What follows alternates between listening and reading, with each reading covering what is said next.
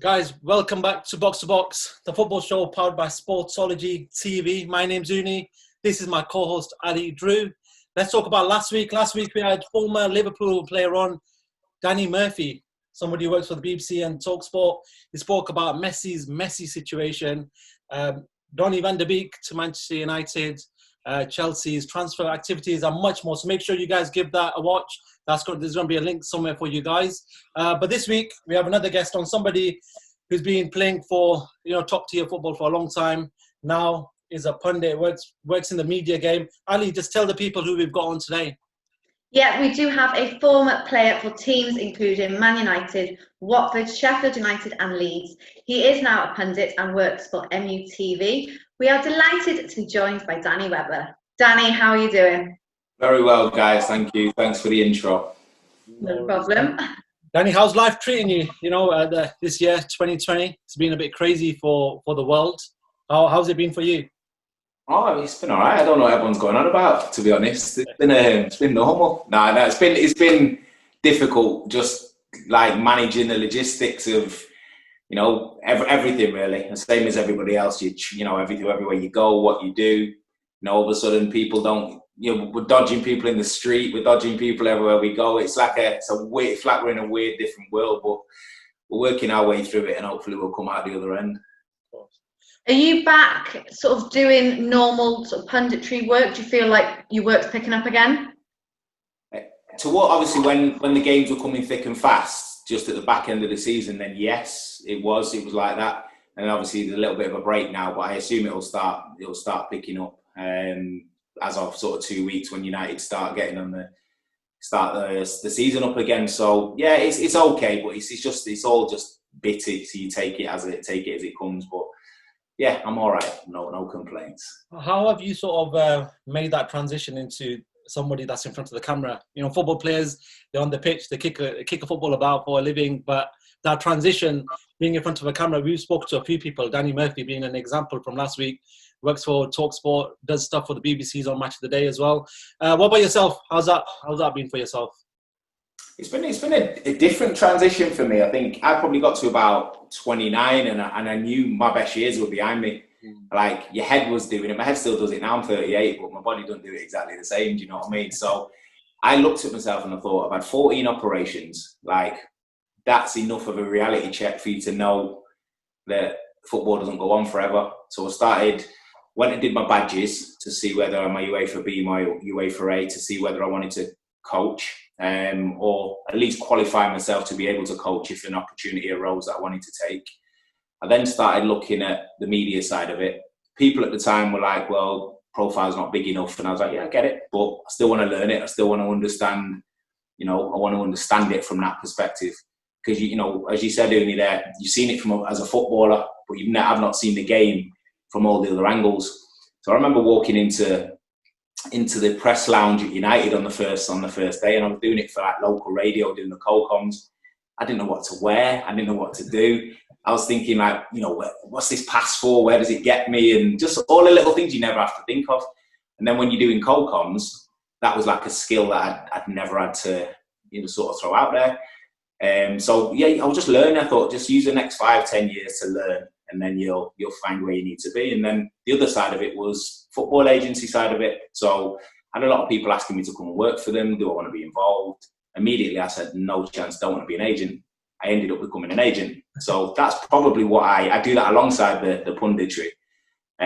But again, I watched it for a few years to see who was doing what and what the motives were. And I was never in a rush to go and be something or do something. And now I think I have a different view on the game because I see it from having played it, the agency side of it, the media, as well as the coaching side. So I view football totally different as I did 10 years ago. I know that for sure. Danny, just going off that, agents are nowadays perceived as leeches, somebody who's just draining money out of a player. We see that with, the super agent, someone like Mino Raiola, with Paul Pogba, with his big clients. But give me your case on why agents aren't these leeches and why they're just normal human beings trying to earn a living. Well, I think, it's like anything, you do get those exact people. You do get those exact people in the industry that see it as a meal ticket or see it as a way just to earn money. Especially probably, about 5 or 6 years ago, the rules got relaxed. So anybody could just basically pay and become an agent. So it changed from where you used to do the exam and have to pay a large sum of money to actually be able to do it. So it's opened up a hell of a lot now. But you can look at, I think the word agent across any industry is bad. Estate agents get a bad rap. Football agents get a bad rap. And I think there are those people to exactly fit that stereotype, but there's also other people out there that do the work properly and care about the players and care about their futures, try and help them plan for the future, because it doesn't last forever, and make sure that they, when it's time to get your sort of gloves on, if you like, for the player, that you need to do it. But it's not all about fighting and arguing. There's more to it than just going in and negotiating and throwing a table up or whatever is what the perception is that for your client. There's more than one way to skin a cat. So it's opened my eyes massively anyway. Out of all the things that you've done, which is like pretty much full spectrum in football, what's the hardest thing? The hardest, the media side at first, because we're taught as players. You go through leaving school all the way through, you're almost taught not to have an opinion. So even though you have opinions and you say them privately, you're taught to basically, you see the stock answers that most players give. The lads have done well, and the cliches that come out, game in 2 hours, all that kind of stuff. So at first I really struggled giving an opinion, because I always used to think, well, who actually cares about my opinion? No, so to give an opinion, leave it out there for people to do whatever they want with, was probably the hardest thing. But, I don't care anymore. Danny, let's talk about Man United. That you obviously work for MUTV and do bits for them. Let's talk about, I've talked about this season, but we're so approaching next season in the next, 9 days. I just want to talk about sort of the transfer activities. We know that United have signed Donny van de Beek. There's that link with Jadon Sancho, which seems to die and then come back again. They seem to die, then come back again. And there's another name, Sergio Reguilon, the one that played for Sevilla left back. He seems to be another player linked. Just give me your opinions on sort of Sancho and Reguilon and everyone else that's involved with United. What are you hearing at the moment? It's not so much about hearing. I can give you an opinion. I think first and foremost, Donny van de Beek's a good signing, very good signing. He's exactly the kind of calibre of player that we should be signing. I think we've gone through a number of years at the club where we just were signing names. Certain managers came in and they just wanted names, and it satisfies you for 2 minutes, and then all of a sudden, if the performance doesn't follow, then all of a sudden it's, well, we've got this name, we're paying him X amount of money, and people don't get the satisfaction out of it. Whereas Ollie's taken a different approach to his transfer policy. The club have obviously backed him on that as well. So if you look at the signings that he's made so far, they've all elevated the performance of the team. And I think, no, you can't just sign one player and it just changes everything and all of a sudden you're going to win a title. Bruno Fernandes has come in, he's elevated it again. So I think now you're looking at players that have a future at the club, have the right mentality, but will improve the performance, will improve the group, and you'll get there step by step. Liverpool did it for a while. They toyed with success. Klopp came in and just added the key ingredients, and they weren't always, the people that. If you look at Wijnaldum, for argument's sake, he wasn't the person that people would be the most fashionable signing from Newcastle, but he was an important piece of their jigsaw. Jordan Henderson, he was in pre-Klopp, but they're not the people that are always fashionable. But to successful teams have those kind of people in it. Salah, he left Chelsea and gone back to Italy, and Klopp saw value in him and brought him in. Mane from Southampton. So it's not about spending £150 million and you'll just get success. It doesn't work like that. And I think United have noticed that now and gone back to basics. So Donny van de Beek, good signing. Sancho would be an amazing signing. I think he fits exactly what Man United are about. He's young, he's exciting, and he's got a lot of character. And I think you have to take into account the commerciality of him now as well. He's so commercially viable that runs alongside what the bigger clubs are about. So, Sancho will be great. Don't know enough about the left back from Sevilla, Reguilon. Don't know enough about him, but I've seen him play and I like him as a player. And I just think now you've got to do your backgrounds on people to make sure that you're getting the right character in the building. And I do think we need another centre-back. I think that's something that would be that we need. We've got enough centre-backs, but again, every signing has to raise the level again. So it's getting the right character in. Do you think that you're saying obviously you need the players that come in, it's not going to be an instant success. Do you think then this upcoming season that United aren't going to be looking at the title? No, I think that your aim always has to be looking at the title. And when I say it's not going to be an instant success, that one player might be an instant success. Like Bruno Fernandes, he's raised the level. Well, that doesn't bring you to Liverpool's level straight away or Man City. So it's a few levels. You've got to get there bit by bit. It's like a ladder. But no, you aim for everything. United, I got brought up at the club, and you aim to win everything. Whether you do or not is a very different story, but you have to aim. You go out to win, you go out to not be realistic. That's the reality. You go out, don't be realistic. Go and aim to win the title. If you fall short, you analyse and you go again. And I think United should have their eyes on going to challenge for the title this season. We've made good progress. We're in the Champions League. We've obviously got to strengthen if you look at the likes of Bayern, there's obviously a gap between what we're doing and what Bayern Munich are doing. So you've got to look at that gap and think, okay, we need to be there. And we do everything in our power every single day to make sure that happens. Danny, I just want to go back to one of your other former teams, Watford. Somebody, a team that's had a poor season, they've gone down now. They're in the Championship. What did you make of their situation? It seemed like, they were on a decent enough path, and then, they sacked their manager at a weird time. They get a result that looks like it's going to keep them up, but then other results don't play out for them. It was just a crazy end to the season for that bottom part of the relegation battle. What did you make of Watford's season? Well, they got relegated, so it's disappointing for them, and it's for a club that's made such big strides over the past 5 or 6 years. It was disappointing to see them go down, because I firmly thought they'd established themselves as a Premier League club now. Well, disappointing, but there was a lot of unrest.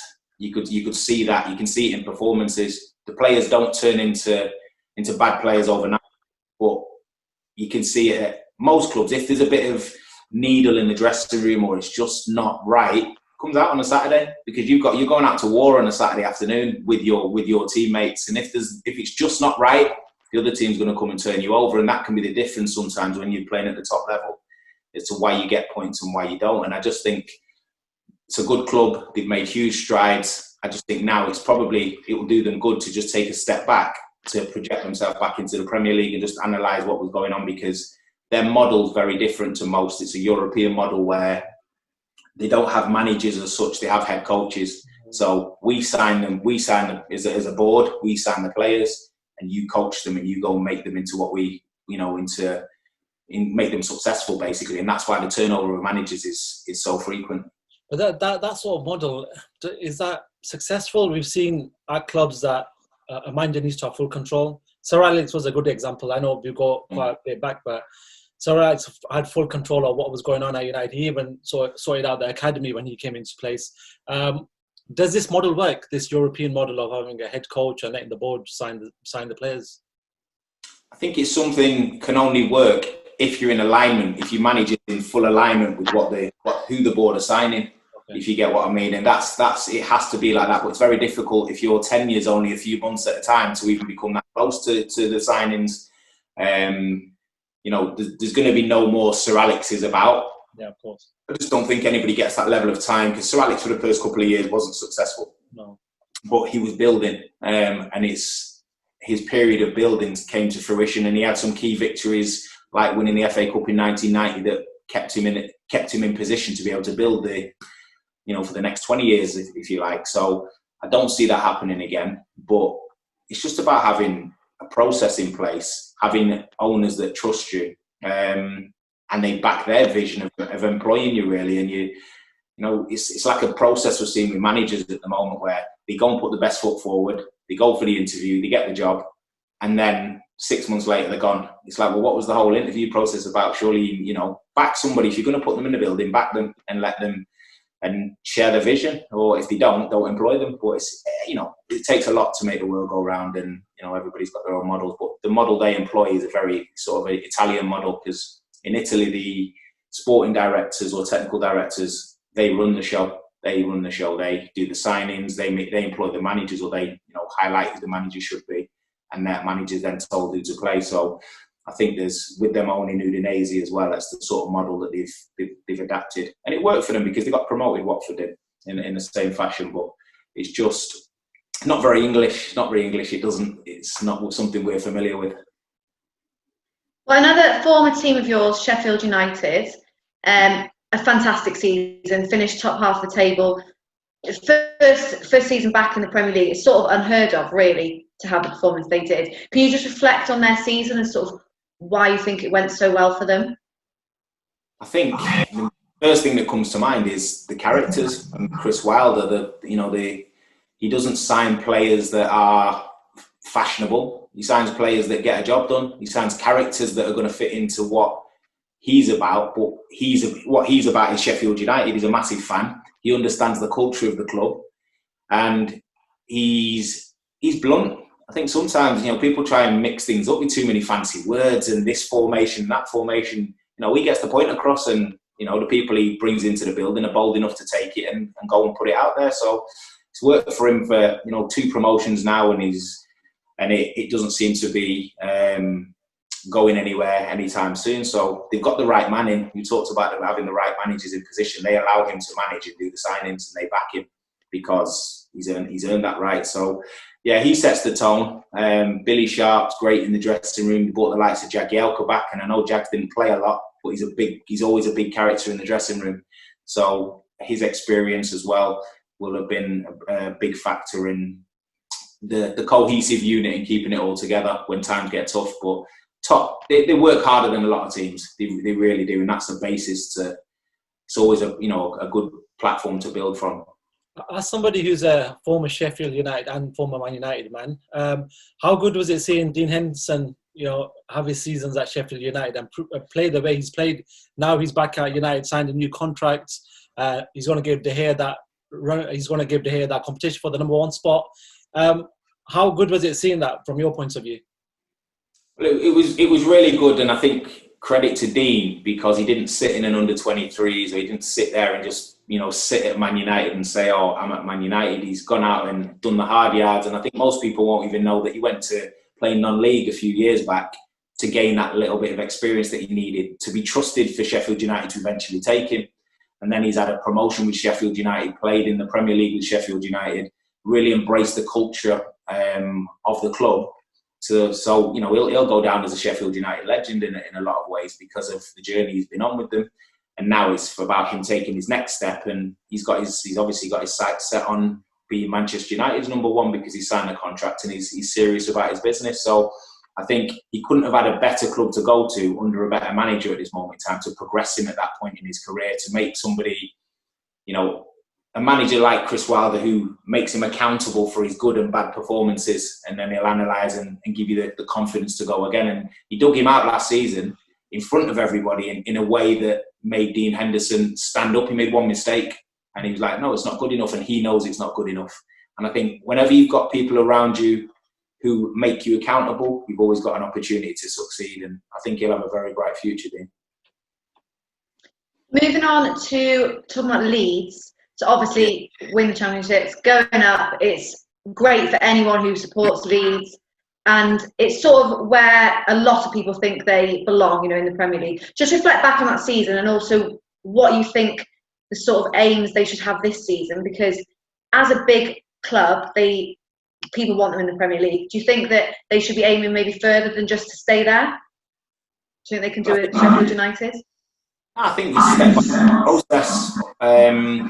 First and foremost, Leeds is a brilliant football club. I had a bit of time there under Neil Warnock, and the club wasn't in its best condition, and I was far from in my best condition. I'll be the first to hold my hands up and say I played 11 games for Leeds, and they're probably 11 of the worst games I played in my professional career. I was terrible.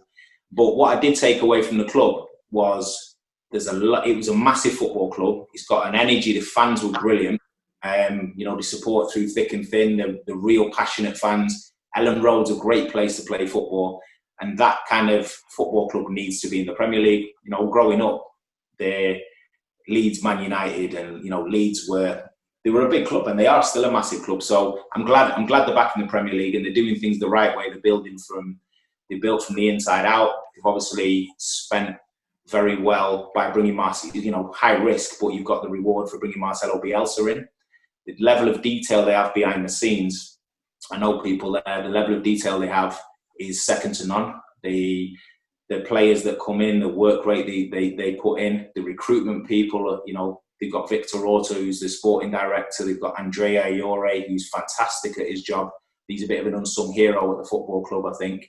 And he's helped a lot with the youth recruitment as well as the recruitment all around. And those guys are key figures in implementing the owner Andrea's vision. So I just think I'm glad Leeds are back in. They're a top football club. And they might even forgive me for my 11 games that I played there. Danny, I want to move on to football news, just bits of football news. The last week or the last 10 days have been dominated by none other than one of the best players in world football, Lionel Messi. It's been a crazy one because he wants to leave.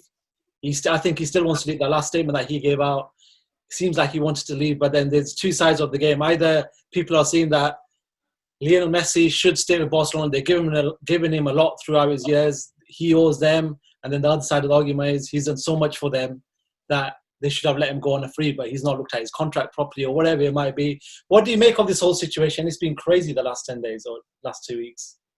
Yeah, I mean, he's one of the most powerful people in football. He's one of the best two players on the planet at this moment in time still.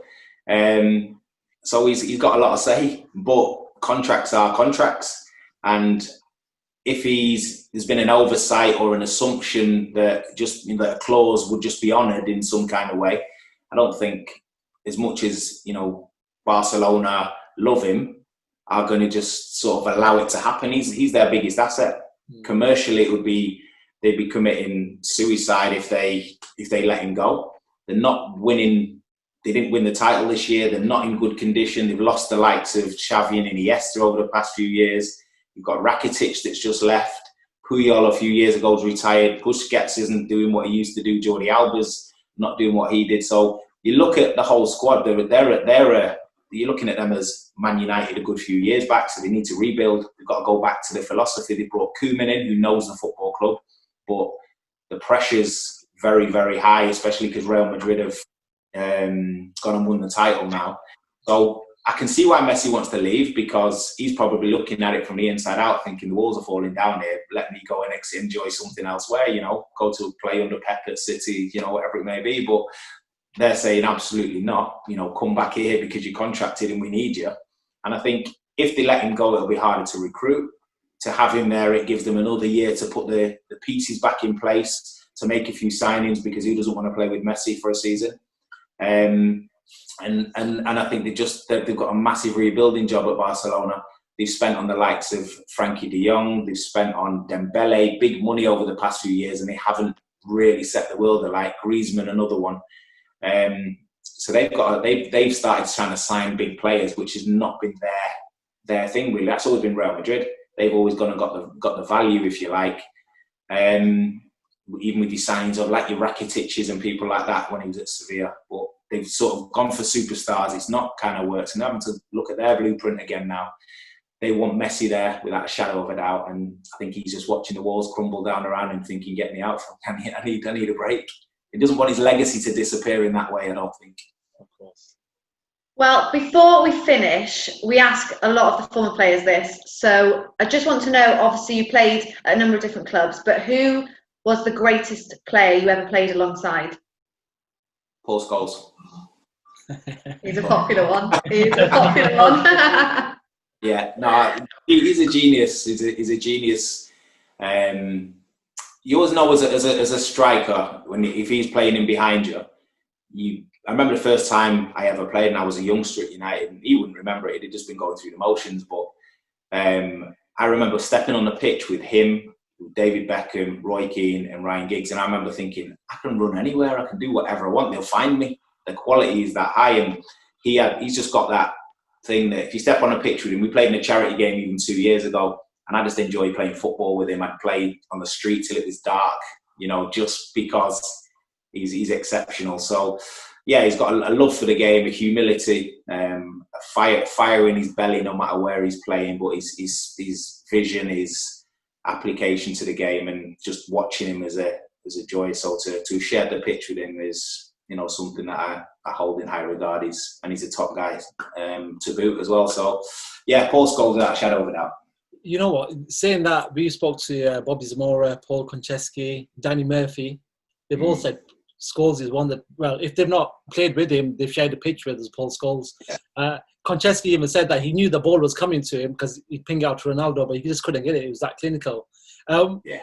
Is Paul Scholes just, apart from Paul Scholes being the player that you played alongside with, maybe sharing a pitch with, who else has stood out for you? Cristiano Ronaldo. We couldn't get near him. He was unplayable. So Sheffield United against Man United, he was unplayable. And I remember, obviously, the team was brilliant, the United team back then. It's bittersweet for me because I'm going to play against United. But I just remember being on the pitch and thinking, he's frightening, like unbelievable. Try and get near him, he's thinking ahead of you. He's quick, he's strong, his feet could go right, could go left. He scores goals, and he just had that aura about him. It was just like, yeah, I know I'm good, yeah, but I'll show you I'm good as well. And Cristiano Ronaldo, definitely. Cool. Did you think he'd carry on as long as he is, being as good as he is? I'm surprised he's managed to keep that level of performance and that level of fitness. But when you actually, you know, what the Piers documentary that I saw him do and everything, you look, he's just got that glint in his eye. He's got a focus. It's almost like him and Messi are going, well, you finish first. No, you finish first. No, you finish, because they want to finish as, you know, at the top. So I'm not surprised one way. But if you'd have asked me 15 years ago, you know, am I surprised? Would he still be at the same level? I'd have said, can't carry that on, but proved everybody wrong. Well, Danny, you've been a star. Thank you very much for coming on to the show. Hopefully at some point when the season's kicked off and, you know, we've had a couple of games underway, we'd like to talk about United, see how the season's getting on at that point. We can only do that because you've got Cantona in the background. So I've got to say, you know what? We've had a few Liverpool players on and they've absolutely not like that at all. As long as you're not just putting him in for whoever comes in. Like no. He changes them week on week. Cantona, honestly, Cantona's like my favourite player. He's the one that got me like watching football properly. So yeah, he's a boss, isn't he? He's a boss. He's the daddy, mate. But yeah, thank you very much, Danny. You're a star. No problem. Thanks, Ali. Thanks, Ouney. Thank you. Yeah. Great talking to you. You too. See you in a bit. Guys, it was great to have Danny Webber on talking about everything to do with football. If you haven't seen our past shows, we had Danny Murphy on last week. We've had a lot of good names on, Bobby Zamora, Paul Konchesky, and others. So definitely go into our channel, go into the Box to Box playlist. You'll see all the Box to Box videos there. But yeah, guys, we would like your support. We would like you guys to support the channel. We have our social media links in the description below. So make sure you guys click on them, give us a follow on them because we want your support throughout. Also, subscribe, like, comment, do whatever you can to our YouTube channel to make this run, to make it keep going so we can bring you guys quality shows week in, week out. But that's me, that's Ali. We're done this week. Thank you very much for tuning in. Make sure you guys stay with us. We'll be back with some great stuff. Thank you.